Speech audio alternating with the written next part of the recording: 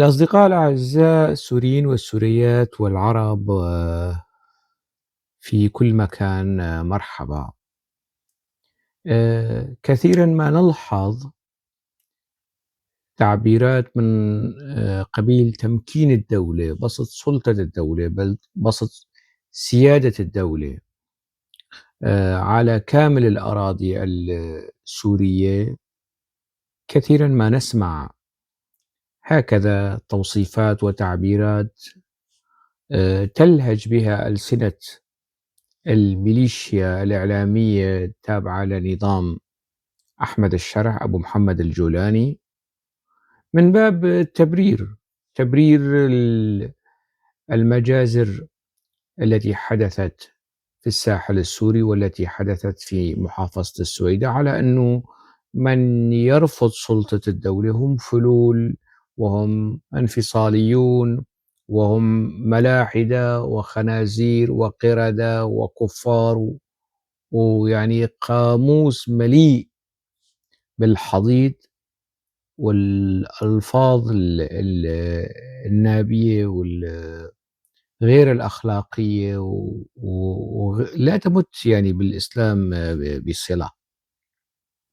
هذا التوصيف عندما يقال المؤسسات الإعلامية مثلا قناة الحدث أو سكاي نيوز أو المشهد، حطوا القنوات السورية على جنب، يعني تلفزيون سوريا والأخبارية، القنوات العربية، يعني المذيع لا يسأل أصحاب هذه التبريرات من أنصار نظام أحمد الشرع، وهل بسط نظام أحمد الشرع سلطة الدولة على دمشق؟ هل بالفعل سلطة الدولة وهيبة الدولة وقانون الدولة مفروضة على يعني كامل مساحة دمشق؟ طبعا لا، بدليل المشاهد المقززة اللي بنشوفها للجماعات المتطرفة والإرهابية التي تجوب الأحياء المسيحية وتقوم بأعمال إجرامية إرهابية تستهدف الكنائس كما جرى في ريف دمشق. إذن لا يوجد هنالك سلطة للدولة على العاصمة دمشق، وحتى على حلب أيضا. يعني هل يعني أنا أتمنى وآمل من مذيعي قنوات الحدث والعربية وسكاي نيوز وهالمنابر يطرحوا سؤالا مدرسيا مهنيا بسيطا: هل بسطت الدولة سلطتها على منطقة عفرين الخاضعة للاحتلال التركي؟ هل بسطت الدولة سلطتها على منطقة رأس العين الخاضعة للاحتلال التركي؟ هل سعت الدولة في هذا؟ لماذا عندما يعني آه، يتحدثون عن سلطة الدولة لا يتحدثون عن عفرين، لا يتحدثون عن ريف حلب وريف إدلب الخاضعين للاحتلال التركي، لا يتحدثون عن رأس العين سريكانية الخاضعة للاحتلال التركي؟ هذه المناطق لأنه الاحتلال تركي وأخوة في الدين وساعدوا السوريين، فخلاص مش مشكل، يعني الأراضي السورية والشعب السوري والمواطنين السوريين الخاضعين للاحتلال التركي حلال زلال على أبو بلال. أبو بلال طيب رجب طيب أردوغان، يعني ما بيحكوا، ألسنة تنعقد. طبعا هنالك شلة من السوركيين، مثلا مهند حافظ أغلو، هذا اللي من القامش اللي من الحسكة يعني، ويا ليته يبرز لنا الدكتوراه تبعيته من وين حصل عليها. يمكن حصل من يعني حصل عليها من جامعة ماردين، مثل متايل يعني الموجودين الآن في الإعلام السوري، دكتور فلان ودكتور علان، ولا يعني وهم مبسوطين بهي الألقاب اللي جايبينها، يعني شارين الشرع يا اما من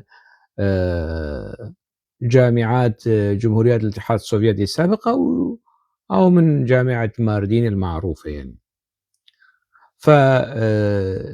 هؤلاء تنعقد ألسنتهم عندما آآ يكون الموضوع متعلق بالاحتلال التركي. هنالك كما ذكرت صنف من السوركيين التركمان مع الأسف الشديد، يعني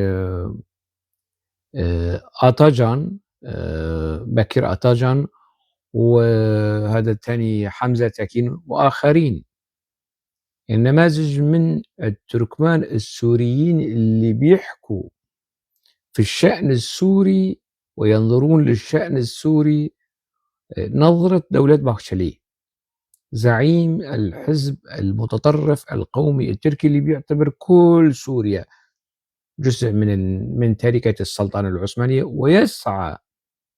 يسعى يعني إلى عودة سوريا إلى الحضن العثماني، يعني إلى الخازوق العثماني، إلى المجازر والمذابح العثمانية التي اقترفها العثمانيون في حق العلويين داخل تركيا، وفي حق العلويين داخل سوريا، وفي حق الدروز في لبنان وسوريا.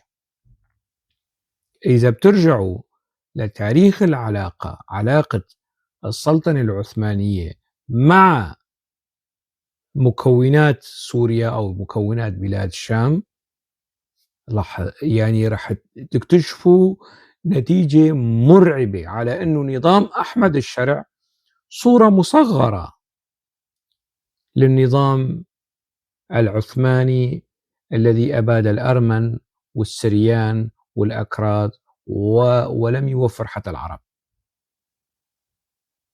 الآن شهداء السادس من أيار الذين أعدمهم جمال باشا الصفاح، التذكير بهم أصبح يعني سبة تقال للنظام الحاكم في سوريا أو لأنصار هذا النظام الحاكم مع الأسف الشديد. هذه المجموعة من السوركيين بيحكوا كتير وبيرجحوا، وهم أصولهم سوريين، يعني كانوا في سوريا، منهم من ذهب مطلع الثمانينات مثل بكر أتاجان، يعني مطلع الثمانينات طار على تركيا وتجنس وانتسب للأحزاب القومية، وهو حاليا أعتقد في حزب العدالة والتنمية. يظهر كتير وبيجعجع ويبعبع كتير على الإعلام، والثاني كمان حمزة تكين وشوية يعني حتى فلسطينيين كمان، أحمد كاتب أوغلو، ما بعرف مين حافظ أوغلو، وكله صاير أوغلو، وأحمد شرع أوغلو، وموسى عمر أوغلو، ومين كمان، وجميل حسن أوغلو، وهكذا قيسوا على ذلك. فهؤلاء بس شاطرين يحكوا وينظروا ويزايدوا في الوطنية ويحكوا على يعني موضوع الدولة وسلطة الدولة. مش بس هؤلاء، هنالك أشخاص متأثرين بهذه البروباغندا موجودين في كيانات خارج السلطة. أنا بشوفهم يعني حتى أحيانا في غرف الواتساب، في مثلا رابطة الكتاب السوريين أو رابطة الصحفيين السوريين أو التحالف السوري الديمقراطي، بشوف ناس هيك منسجمة مع السردية الرسمية، الخطاب الرسمي لنظام أحمد الشرع. وأي انتقاد مهما كان حاد أو كان يعني عادي وهادئ بيعتبروه مناهض، منافي لمصلحة الدولة ولسيادة الدولة، ودغري يعني يصار إلى الطعن في وطنية الشخص الناقد، كائن من يكن، يعني عربي مارق قوميا، خائن قوميا، مسلم مرتد، هذا مسلم كيوت، كردي هاد لونه ملاحدة بويجية قردة وخنا، العلوي أقليات وفلول، درزي إسرائيل. دائما هنالك تبرئة وتطهير يعني للمكون السني، وضمن هذا المكون لجماعة أحمد الشرع. طيب مش مشكلة يعني، سآتي معهم ولنتحدث بهدوء يعني. عزيزي السوري، عزيزتي السورية، من أنصار أبو الجوج، أبو محمد الجولاني، جوجو أو محمد الجولاني، يعني سموه ما شئتم يعني. هلا بالنسبة لإلك أعطيني تعريفا مدرسيا بسيطا للدولة. ما هي الدولة؟ أنت عم تحكي كتير عن الدولة، سيادة الدولة وسلطة الدولة وعلى كامل أراضي الدولة وهيبة الدولة واحترام الدولة. أعطني تعريفا بسيطا للدولة وأركان الدولة.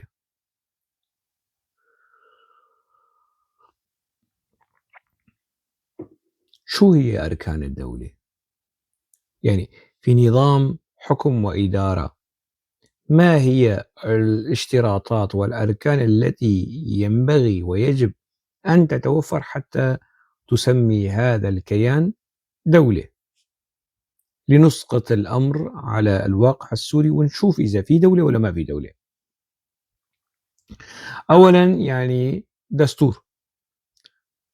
أبو الجوج أبو محمد الجولاني علق الدستور، ما في دستور.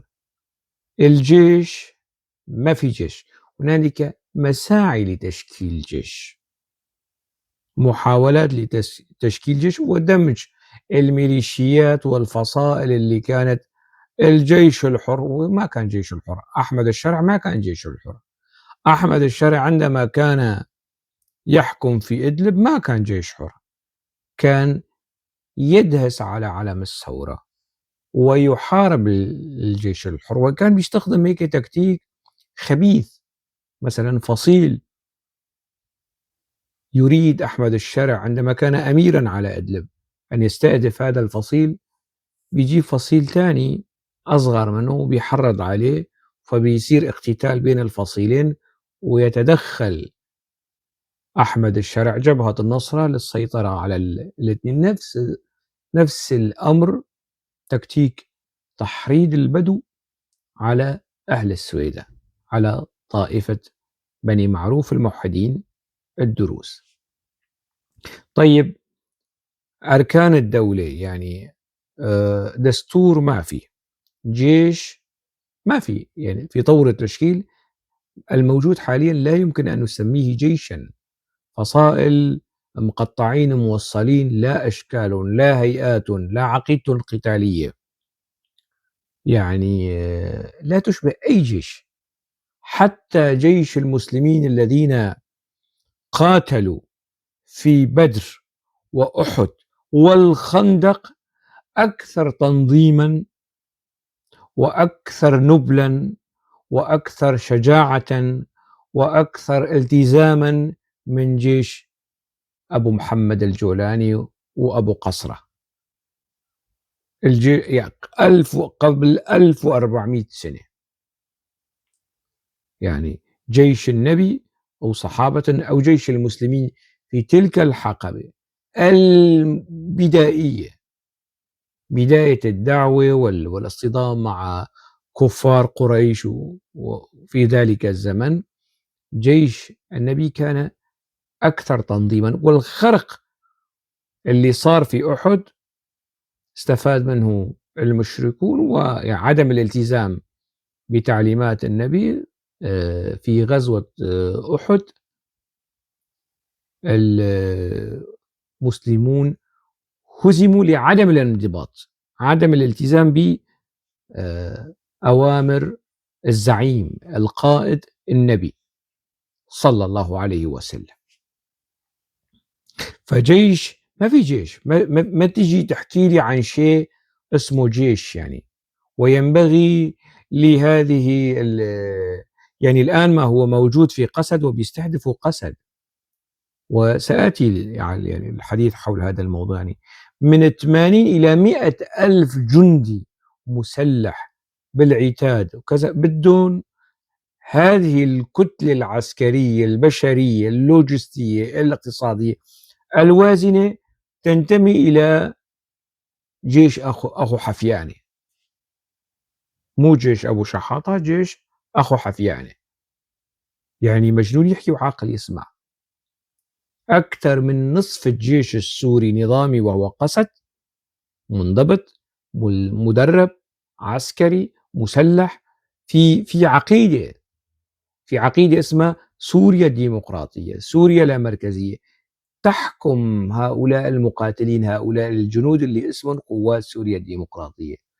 أما العقيدة القتالية الجهادية السلفية الإسلامية الأخوانية التي تحكم جيش الجولاني هي دولة الخلافة والقصص هي اللي انت اللي يعني معروفة للقاصي والداني. يعني المهم، جيش ما في، الركن الأول دستور ما في، جيش ما في، برلمان ثلث البرلمان سيعينه الجولاني، والثلثين سيشرف عليهما كمان الجولاني. ما في برلمان، هذا برلمان تعيين، هذا مش انتخاب.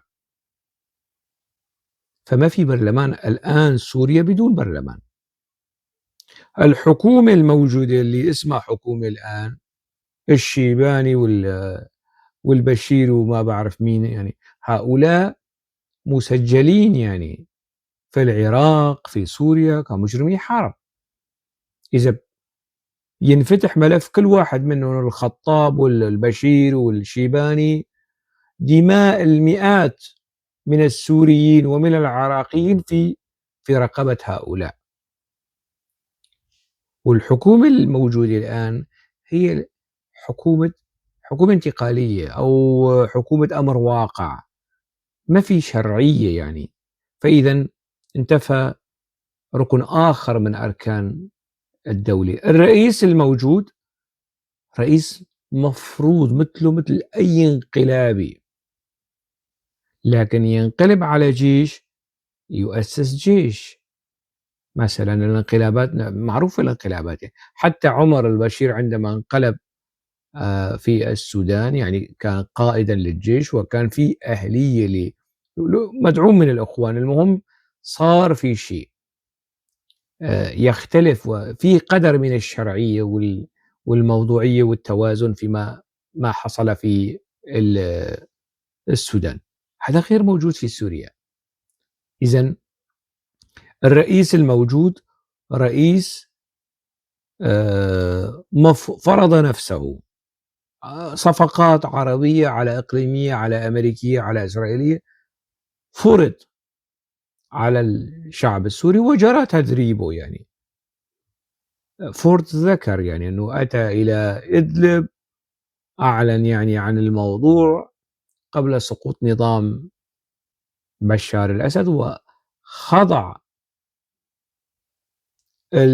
الشيباني والشرع لدورة تدريبية أشرف عليها روبرت فورد.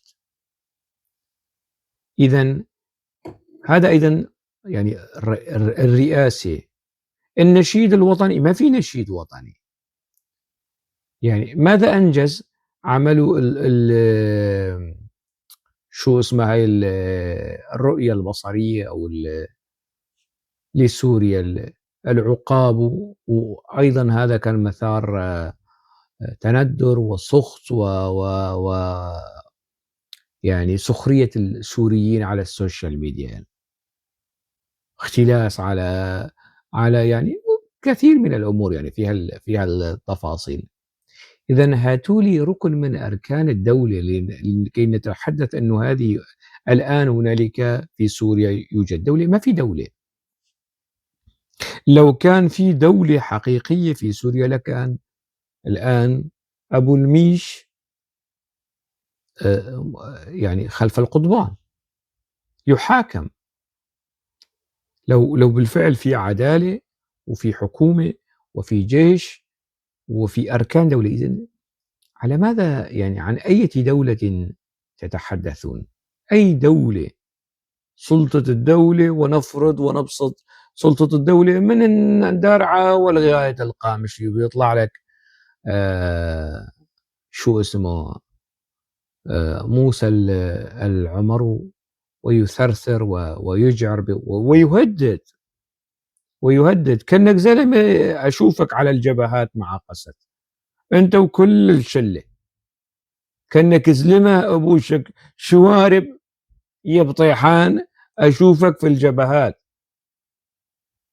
إذا صار ولا سمح الله يعني صار صدام.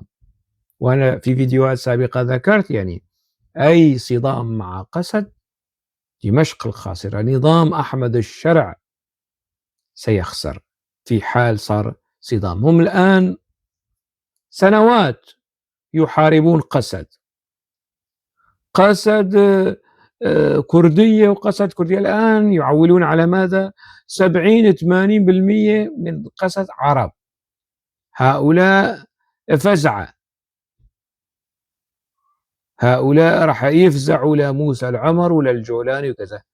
هؤلاء صار لهم 13 سنة 14 سنة يتلقون التدريب والتوجيه المعنوي ضمن هذه المؤسسة. أنا لا يعني لا أنفي ربما يعني المئات أو العشرات أو 1000 شخص ربما يعني ينشق عن قوات سوريا الديمقراطية ويذهب لمناصرة ومؤازرة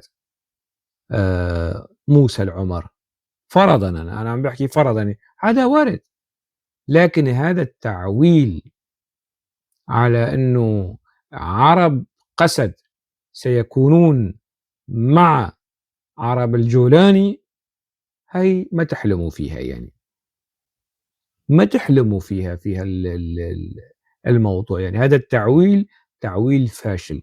التعويل الثاني كمان الدعم التركي. الدعم التركي لأي عملية عسكرية داخل سوريا سينسف التسوية السلمية الموجودة داخل تركيا. فتركيا حذرة في هذا الخصوص، يعني ما تعولوا كتير على أبو بلال ما تراهنوا كتير على أبو بلال. أبو بلال اللي فيه مكفيه، بيحاول يضبط أموره مع كرد تركيا ومع أوجلان بطريقة أو بأخرى. يعني مين بقى؟ الأمريكي كمان لا يعول عليه، لا الأكراد يعولوا على الأمريكي ولا الجولاني يعول على الأمريكي. توم باراك كل يوم بشكل بيطالع تصريح، آخر تصريح له ينبغي محاسبة الحكومة السورية. طبعا التعامل الإعلامي تلفزيون سوريا ذكر التصريح، لكن لم يشر في السياق الخبري إلى ذلك التوصيف. محاسبة سوريا. من هي سوريا الآن؟ الذي يمثل سوريا الجولاني، الحكومة السورية. تجاوزوا هذا الموضوع، وكأنه العالم السوريين ما راح يشوفوا هالأمر. ومؤسسات إعلامية أخرى ذكرت وبالبونت العريض وبالمانشيت مطالبة توم باراك لمحاسبة الحكومة السورية. أنا ذكرت على صفحتي في الفيسبوك المهنية والموضوعية، وجبت يعني نماذج من تصريح توم باراك. طز بتوم باراك يعني، وفي تصريحه يعني كان مع قسد أو ضد قسد، إذا كان مع الجولاني أو ضد الجولاني، لا يعولوا على الأمريكي في الموضوع. يعني هنالك يعني أعود إلى موضوع قسد. وجيناكم يا قسد، وجيناكم بالذبح، وتحرم علينا القهوة إذا ما حررنا القامشلي والدرباسية وعامودة وتل تشرين وظهر العرب والقيروان والأسدية من قسد. تحرم علينا، شوفت نسواننا واليوم يومك يا بطيحان، اليوم يومك. من هالقصص والهوسات والكلام والكلاوات كما يقول الأصدقاء العراقيون. كلاوات فارغة تافهة. يعني طيب والآن إذا انضمت قسد، هنالك تنافر في العقيدة، في التشكيل، في التكوين، في التدريب، في التربية. يعني قسد فيها بحدود من 70 إلى 80 إلى 100 ألف جندي مسلح، عدا عن العسكريين الموجودين في قوات الشرطة، العسايش، كل هذه قسد شيء، والقوات الأمن الداخلي الموجودة في المدن الكردية شيء آخر. كل هذه الكيانات العسكرية إذا يعني انضمت لجيش أبو قسرة أو الجولاني، ينبغي أن يكون هنالك ظروف مواتية، تغيير في العقيدة، في العقلية. يعني في الآلاف من النساء موجودين في قسد، هؤلاء إذا مع قسد دخلوا في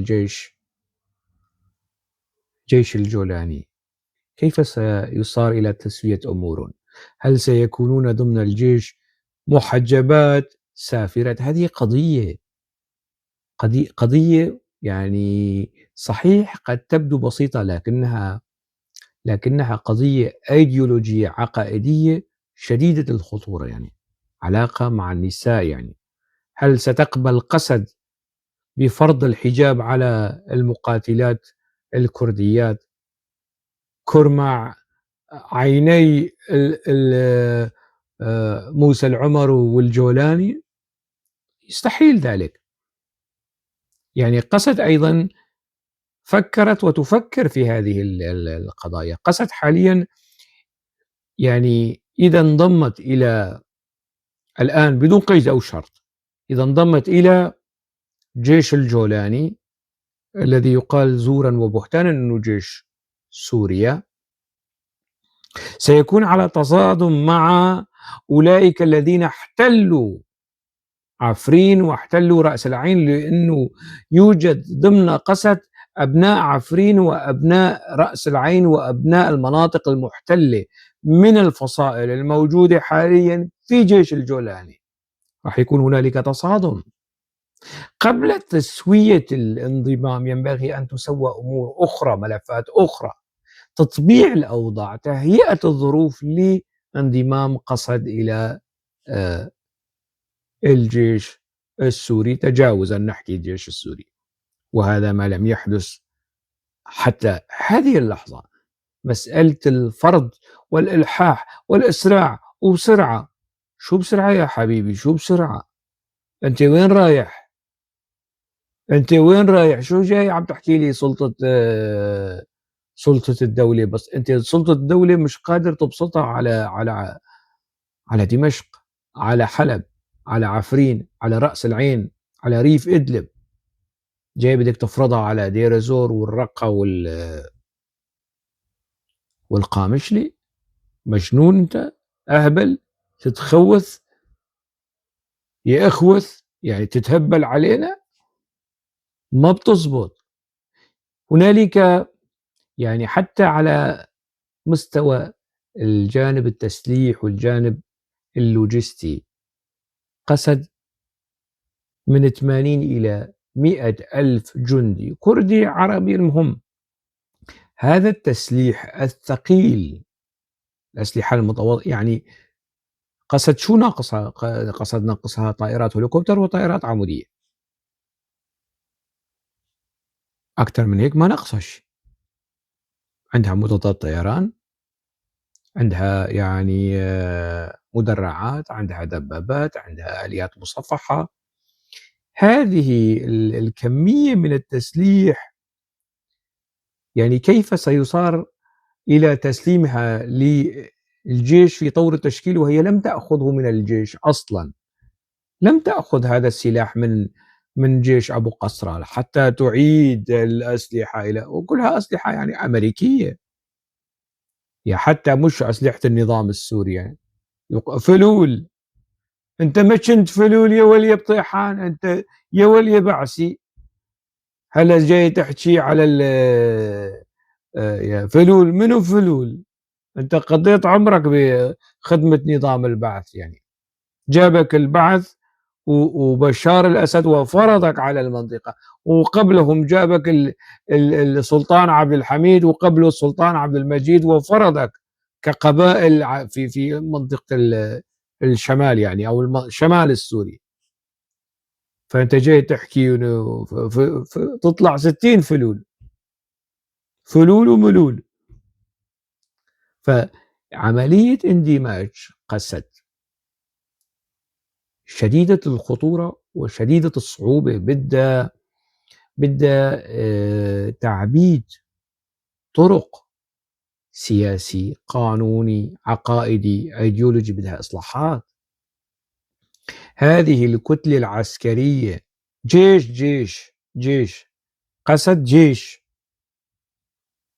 بالانضباط، بالعقيدة القتالية الموحدة، بالالتزام، جيش لا يقارن. يعني أين الثرى من الثريا من جيش أبو حفيانة أو أخو الحفياني يعني الآن المقدرات الموجودة في يد قسد جغرافيا واقتصاديا وعسكريا وإداريا، يعني تخول قسد لأنه تعلن دولة. المساحة الموجودة الآن تحت سيطرة قسد تتجاوز يعني مساحة قطر، مساحة لبنان، مساحة دول مستقلة عضو في الجامعة العربية وعضو في الأمم المتحدة.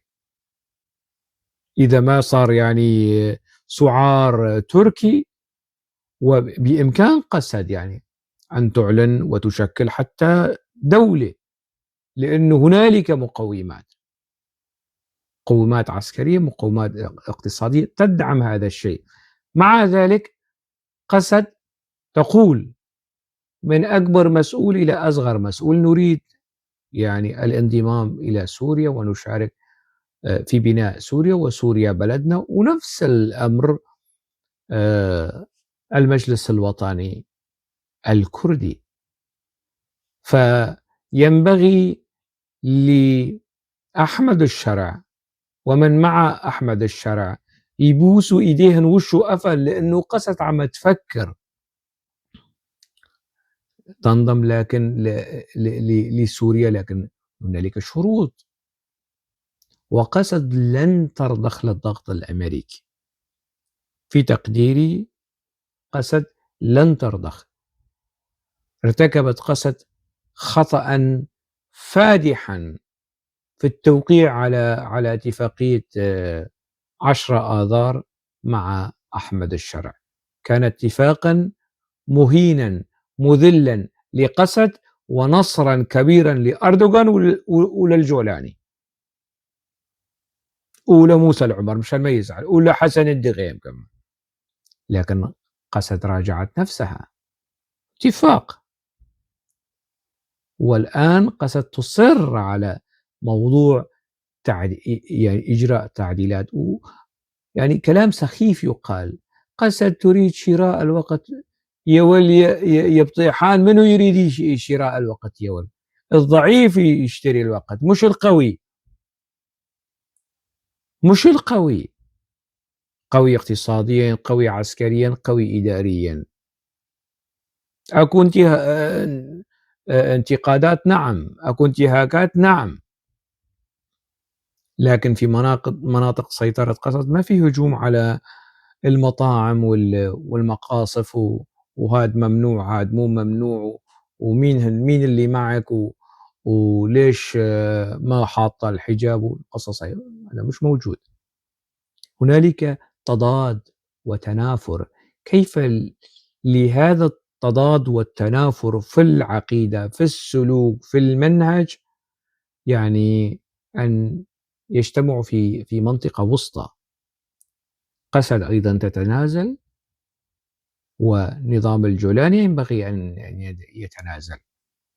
مش قاعد لي في بيته عامل لي فيها سلطان وكأنه هولاكو وتحت إيده جيش جرار وهوسات القبائل، والله وبالله وتالله، وهي صارت في هوسات الهفل والعشاير والفزعات اللي صارت بدير الزور. عرب قسد قاتلوه وطردوه شر طرده. هدلوني بقارة قسد راح يعني سترفع البنادق في وجه بقارة الجولاني. جبور قسد سيقفون في وجه جبور الجولاني اللي إذا في عنده يعني من الجبور موالين ومؤيدين. فمن يورط حاله تعرى الجولاني وإسلامه وجلاوزته في السويداء. يعني الاستهداف اللي صار وما زال مستمرا لأن لسماحة الشيخ حكمة الهجري، لأنه الهجري رفض الإذعان والامتثال لنموذج الدولة، دولة جبهة النصرة، هيئة تحريم الشام، هيئة حلاقين الشام. الهجري رفض وشكلين ما حكى وفرض شروطه. في البداية أبرم اتفاقات وتفاهمات مع نظام أحمد الشرع، لكن النظام لم يلتزم فتدخل يعني الراعي الإقليمي والدولي، أمريكا وتركيا والأردن والسعودية تدخلوا في هذا الخصوص حفاظا على مصالحهم، مصلحتهم. الآن إذا جرى انقلاب على الشرع أو أطيح بالشرع، من المرشح الأبرز لكي يقود سوريا في المرحلة الانتقالية؟ من يعني؟ لا يوجد هنالك خيار غير قائد قوات سوريا الديمقراطية مظلوم عبدي. هو الذي هم خايفين من هذا الخيار، ما بدون أنه شخصية كردية، شخصية عسكرية سياسية كردية معروفة تأتي وتنقذ سوريا في حال تمت الإطاحة بأحمد الشرع. لهيك خايفين، تركيا خايفة على مصالحها، مش لأنه تركيا أو أبو بلال أخي أحمد الشرع ومن هالكلام. عندهم مصالح دولة داخل سوريا، لا يريد لهذه المصالح أن تتأذى. نفس القصة منطقة الخليج، السعودية وقطر عندهم وزراء في الحكومة مندوبين سوريين، لكن ولائهم للدوحة أكثر من ولائهم لدمشق، ولائهم للرياض أكثر من ولائهم لدمشق، وولائهم لأنقرة أكثر من ولائهم لدمشق.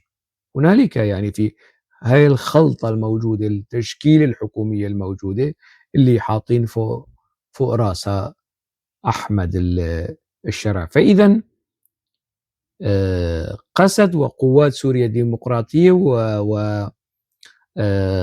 بما تمتلك من كتلة عسكرية، صعب أن تطلب من دولة مثل مناطق قسد فيها أمن، فيها استقرار نسبي لكن أحسن من الأمن الموجود في دمشق، أن تطلب من هذا الكيان اللي يعني مش معترف فيه لكنه كيان. النظام الآن يتفاوض مع هذا الكيان، والتفاوض اعتراف والتوقيع. لما قوات سوريا الديمقراطية وأحمد الشرع، هذا الصفة. مظلوم عبدي لم يوقع باسمه، يعني بصفته قائدا لقوات سوريا الديمقراطية. صعب أنه تطلبوا، يعني تصوروا أنه مثلا دولة أو منطقة آمنة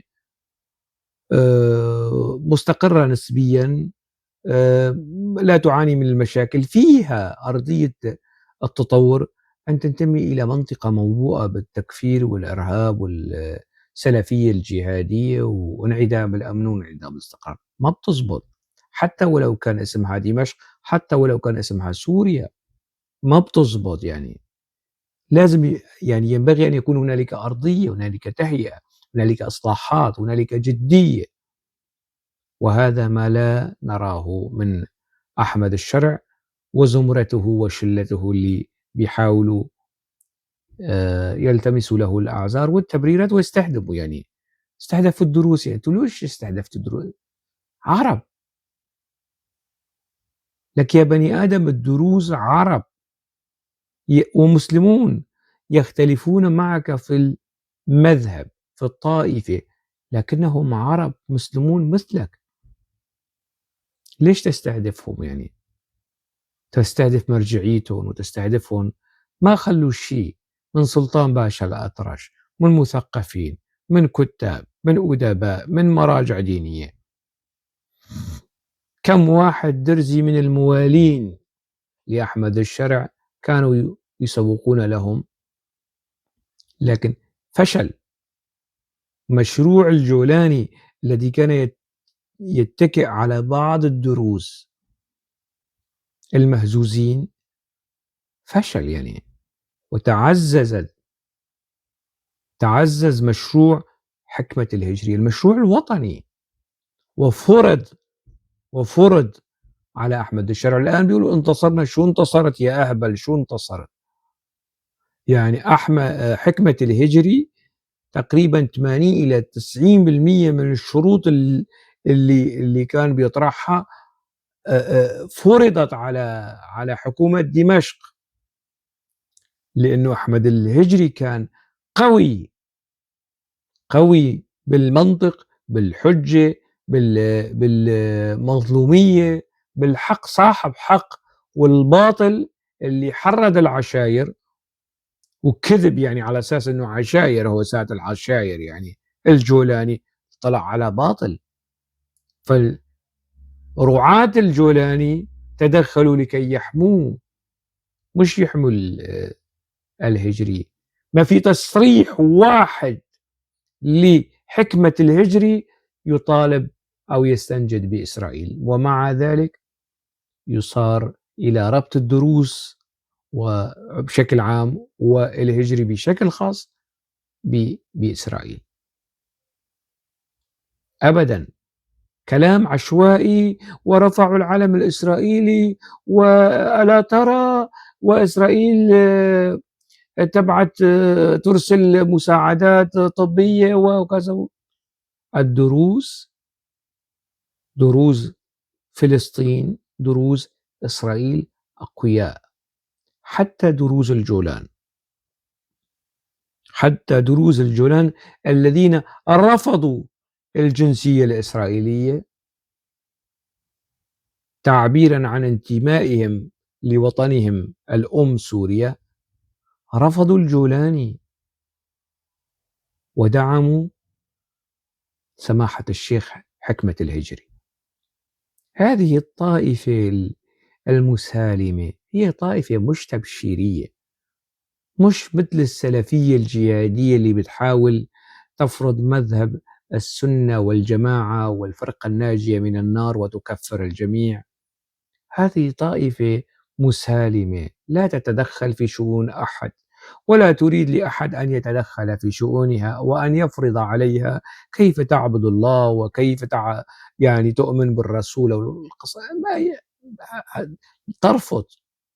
هم أهل كرامة، بالفعل أهل كرامة، أثبتوها في مواجهة الفرنسيين على أنهم أهل كرامة، أثبتوها في مواجهة العثمانيين على أنهم أهل كرامة، وعودوا للتاريخ، وأثبتوها في مواجهة الجولاني والداعش وجبهة النصرة وهيئة تحرير الشام على أنهم أهل الكرامة. وبني معروف خروقات صارت، بتصير، لكن تأتي على مستوى النخب والمرجعيات. اسمع لكلام المرجعيات الشيعية، عفوا الدرزية، وعد إلى المرجعيات السنية، مرجعية الجولاني يعني، السلفية الجهادية التكفيرية، وقارن ووازن، سترى يعني بالفعل طائفة يعني تستحق، هي أهل للمعروف لأنه هي بالفعل بني معروف، الكرم والكرامة والمعروف، ومش طائفة تبشيرية، مش دين تبشيري مثل الدين الإسلامي والمسيحي وكذا، ويحاول أن يبسط نفوذه وهذه المنطقة ويفرض الديانة بالسيف بالإقناع بأي كلام، وإلا لرأينا يعني كل الحروب التي خاضها الدروز عبر التاريخ كانت حروب دفاع عن النفس، دفاع عن الوجود، دفاع عن الهوية، دفاع عن العقيدة، دفاع عن الكرامة. هم أهل حل وعقد، هم أهل عقل، شيوخ للعقل، يحكمون العقل، أصحاب رسائل الحكمة. هذه الطائفة الجميلة الوطنية اللي إلها مواقف بتشرف الجولاني وكل زمرة الجولاني، مواقف وطنية تشرف حافظ الأسد وتشرف أحمد الشرع الأسد، تشرفهم.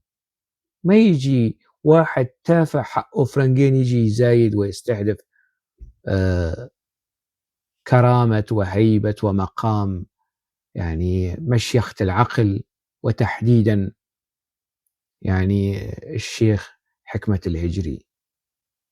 يعني مع الأسف الشديد يعني فيصل القاسم يعني لو عنده ذرة ناموس ووصلوا له هذا الكلام يعني كان اتخذ موقف حازم من المنصة الإعلامية اللي هو بيشتغل فيها، لما بيشوف إنه هذه المنصة الإعلامية تضخ الكراهية والتضليل والتشويه ضد جماعة سورية، مش لأنه فيصل القاسم بيوصفه درزي، لا، لكن المشكل أنه فيصل القاسم متورط في صناعة وطهي سم الكراهية ضد الكرد أولا بالدرجة الأولى، وضد كل من ينتقد الجولاني. بعدين هو صار يعني يذر الرماد في الأعين، صار ينتقد شوي مين هدول اللي بيقصوا شوارب وكذا، لأنه صار في ضغط مهول عليه، يعني صار في شوية خجل وحياء. لكن هذا الخجل والحياء لم يتعدى أكثر من تغريدة أو بوست على الفيسبوك، لا، لم يتطور إلى موقف. الكثير من الإعلاميين اتخذوا موقفا من الجزيرة، الإعلاميين المصريين، عندما رأوا أن الجزيرة تستهدف أمنهم في مصر. حتى من السوريين، يعني أعتقد أنه الراحلة إذا تجوز عليها الرحمة ولا لا، لون الشبل تركت الجزيرة دعما لنظام بشار الأسد، لأنه شافت لون الشبل أنه خطاب الجزيرة ومؤسسة الجزيرة وكذا يستهدف البلد ويستهدف النظام ويستهدف المجتمع حسب قناعته، أبدت موقفا. هذا رايح يزرع لي الشوارب يعني أفراسه فيصل القاسم، يزرع شعر، يزرع شعر، مش مشكل يعني، بس يعني ماذا سيفعل يعني الشعر واللحية لواحد ما عنده كرامة منسوب إلى أهل الكرامة، لكنه مع الأسف الشديد ما عنده كرامة. نفس فيصل القاسم موجود، نماذج من فيصل القاسم موجودة عند الكرد أيضا، موجودة عند المسيحيين أيضا، يعني كل مكون سوري عنده فيصل قاسم اللي مستعد مشان المصلحة الشخصية أن يساوم ويبازر على الوطن وعلى مكونات الوطن السوري يعني. فجرى استهداف ويجري استهداف الدروز حتى الآن، بشكل مقزز ومنفر ووحشي وفاشي، والآلة الإعلامية التابعة لنظام الجولاني متورطة في خطاب الكراهية من باب لا محراب. نقطة أخرى يعني أود يعني أن أختتم هذا الحديث بها، والعودة إلى موضوع قسد يعني مسألة اندماج قسد في الجيش وفي الدولة وفي المؤسسة. القسد عندها مشروع سياسي، وعندها رصيد مهول من التضحيات في مقارعة الإرهاب والتكفيريين. تروح تأمل يعني تدخل في ائتلاف مهين مع التكفيريين، هذا خيانة للشهداء، لشهداء قسد، هذا خيانة لدماء الشعيطات يعني الذين قتلوا وذبحوا ونُحروا في الدير الزور على أيدي رفاق أبو محمد الجولاني. ينبغي أن يكون الأمر واضحًا يعني.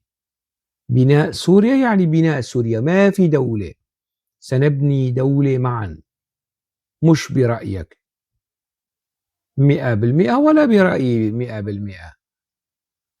يعني لا قسد تنفرد في بناء الدولة، ومع علمًا إنه يعني إذا انفردت ببناء وإدارة الدولة أكيد سيكون إدارتها للدولة لشؤون الدولة وللعملية السياسية أفضل بكثير من أداء الجولاني، لأنه لن تدخل في صراع مع المسيحيين، لن تدخل قسد في صراع مع السنة، لن تدخل في صراع مع الدروز والعلويين كما فعل الجولاني. فالموضوع أنا لا أقول صعب من جانب قسد، لكن كل هذه الرهانات على الدعم التركي، على استقواء الجولاني بالتركي أو بالأمريكي، هذا كله هباء منثورا. يعني قسد بعللها بمثالبها بمشاكلها فرق شاسع شاسع بينها وبين نظام الجولاني. الكثير في تواصلي مع الأصدقاء من المثقفين والكتاب السوريين، يعني حتى منهم سنة، يعني هم جعلونا يعني نرجح كفة قسد، مش لأنه قسد كتير مثالية كتير نموذجية، لكن قياسا بفاشية وبربرية وهمجية نظام أحمد الشرع والانفراد بالسلطة وشهوة السلطة والتغول وتوحش في الاستئثار بالسلطة، خلانا أنه يا أخي قسد ننتقدها في مجال التفاهم، في مجال التواصل، يعني في مجال الأخذ والرد. أما هذه الجماعة يعني كيف يعني نتفاهم؟ ما في تفاهم. أنا وأبو ديجانة كيف راح يكون في بيناتنا آآ تفاهم؟ يعني ما بتزبط. فالموضوع مش بسيط، وأعتقد إنه مظلوم عبدي وقيادة قسد قوات سوريا الديمقراطية تتابع الأمر عن كثب ولن ترضخ لضغوطات ترامب وتوم باراك. هنالك مشروع أنجزت قسد الجانب المحلي منه بطريقة أو بأخرى، وينبغي استكمال هذا المشروع على الصعيد الوطني بالتعاون مع المجلس الوطني الكردي وبالتعاون مع القوى الديمقراطية والوطنية السورية. وإذا كانت حكومة الشرع مهيئة وتقبل وترجح كفة الوطن مثل ما عم يحكي أبو الجوج الجولاني، يرجح كفة الوطن ومصلحة الوطن من الصدام، يعني على كفة الصدام وإراقة الدماء، فينبغي أن يتنازل، لا أن يكون لألوء ودمية في إيد التركي. يعني أكتفي بهذا القدر على أمل اللقاء في موضوع آخر. دمتم بألف خير.